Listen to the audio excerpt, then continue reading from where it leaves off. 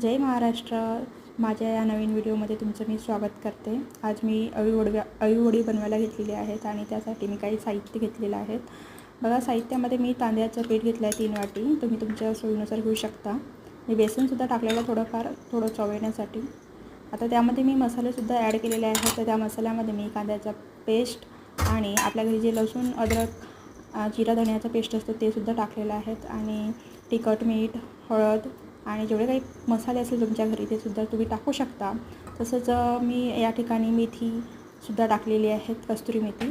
सगळं मिक्स केल्याच्यानंतर त्यामध्ये पाणीसुद्धा ॲड केलं, लिंबूसुद्धा ॲड केलेलं आहे। संध्याकाळची वेळ होती, बाहेर पाणी चालू होतं, म्हणजे पावसाचे दिवस असल्यामुळे। आणि चला तर मग मी हे सगळं घेण्यासाठी मी म्हटलं चला आज अळीवडी बनवून बघूया, म्हणून मी तुमच्यासाठी स्पेशल अशी अळीवडी बनवलेली आहे। त्यासाठी मी पानं घेतलेली आहेत, 2-2 पाण्याची मी अळीवडी बनवलेली आहे। आलटून पालटून त्या ठिकाणी बेसनसुद्धा मी लावलेलं आहे आणि लावल्याच्या नंतर हे बघा या प्रकारे मी बेसन लावलेलं आहे, बेसन आणि तांदळाचं पीठ। आणि ती वडी जी आहे ती छानपैकी रोल करून घेतली आणि रोल केल्याच्या नंतर बघा किती सुंदर अशी हिरवीगार दिसत आहेत। पाहिल्याबरोबरच वाटलं पाणी, म्हणजे पावसाचे दिवस होते ना आणि नवीन नवीन वड्या बनवल्यास खायला ते एकदमच टेस्टी लागते। बघा, खूप सुंदर अशी माझी वडी तयार झालेली आहे।